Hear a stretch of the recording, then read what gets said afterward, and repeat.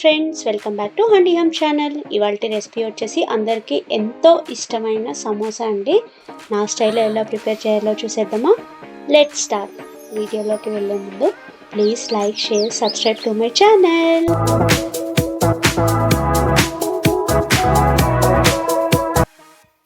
Here are the ingredients. ముందుగా ఒక pan తీసుకొని అందులో 2 స్పూన్స్ ధనియాలు, 1 స్పూన్ జీలకర్ర వేసి లో ఫ్లేమ్లో బాగా వేపుకోవాలండి. ఇలా వేపుకొని పౌడర్ వేసుకుంటే మనకి ఫ్లేవర్ అనేది చాలా బాగుంటుంది. ఇప్పుడు అదే ప్యాన్లో 2 స్పూన్స్ ఆయిల్ వేసుకొని కొద్దిగా జీలకర్ర, ఆవాలు, ఒక 3 పెద్దవి ఆనియన్స్ అనేవి తీసుకున్నానండి, అవి వేసుకోవాలి. వేసుకొని కలుపుకున్న తర్వాత 3 పచ్చిమిర్చి అనేవి తీసుకున్నానండి, అవి చిన్నగా కట్ చేసుకున్నాను నేను. అవి వేసుకొని వన్స్ కలుపుకోవాలి. తర్వాత పసుపు, తర్వాత సాల్ట్ వేసి ఒకసారి మళ్ళీ మిక్స్ చేసుకున్న తర్వాత మూత పెట్టేసి ఒక 2 మినిట్స్ వదిలేయాలండి. చూసారా, బాగా మనకి కుక్ అయింది. తర్వాత దీంట్లో కొంచెం క్లీన్ చేసుకొని స్వీట్ కార్న్ అనేది వేసుకోవాలండి. ఇది వన్స్ మిక్స్ చేసుకున్న తర్వాత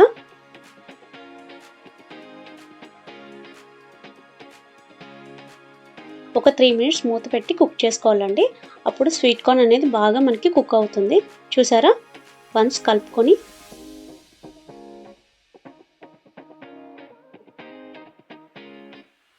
ఇందులో మనం ప్రీవియస్గా పౌడర్ అనేది చేసుకున్నాం కదండి, ధనియా జీరా పౌడర్. ఆ పౌడర్ అనేది ఇందులో మనం వేసుకోవాలి. ఒక 2 స్పూన్స్ అనేది వేసుకోవాలండి. తర్వాత కొంచెం మ్యాగీ మసాలా, ఒక 1 స్పూన్ మ్యాగీ మసాలా అనేది యాడ్ చేశాను నేను. వేసుకొని మళ్ళీ ఒకసారి మిక్స్ చేసుకోవాలి. తర్వాత కారం వేసుకోవాలి. కారం అనేది డిపెండ్స్ అపాన్ మన స్పైసీనెస్ అండి. నేను ప్రీవియస్గా పచ్చిమిర్చి కూడా యాడ్ చేశాను కాబట్టి కొద్దిగానే యాడ్ చేశాను నేను. తర్వాత మూత పెట్టేసి ఒక 2 మినిట్స్ వదిలేసాక చూసారా, బాగా కుక్ అయిపోయింది. ఇప్పుడు ఇది మనం పక్కన పెట్టుకోవాలండి. ఇప్పుడు సమోసా ప్రిపేర్ చేసుకుందాం మనం. ముందుగా ఈ సమోసా షీట్స్ అనేవి మనకి మార్కెట్లో అవైలబుల్గా ఉంటాయండి. ఇవి ఇన్స్టెంట్గా దొరుకుతాయి మనకి. సో ఇదేంటంటే ముందుగా మనం ట్రయాంగిల్ షేప్లో ఫోల్డ్ చేసుకోవాలండి. ఈ పేస్ట్ ఏదైతే ఉందో అది గోధుమ పిండి అండ్ వాటర్ పేస్ట్ అండి అది. సో ఇలా ట్రయాంగిల్గా మడత పెట్టుకున్న తర్వాత ఇందులో ఏంటంటే మనం ముందుగా ప్రిపేర్ చేసిన కర్రీ ఉంటుంది కదా, అదొక 1 స్పూన్ అనేది యాడ్ చేసుకున్నానండి నేను. సో ఇది మళ్ళీ క్లోజ్ చేసేసి ఆ పేస్ట్ అనేది బాగా దీనికి అప్లై చేసి నిదానంగా ఫోల్డ్ చేయాలండి, గ్యాప్ లేకుండా. లేకపోతే మళ్ళీ ఫ్రై చేసినప్పుడు మనకి ఆ స్టఫ్ ఏదైతే ఉందో అది బయటకు వచ్చేసేసి పోతుందండి.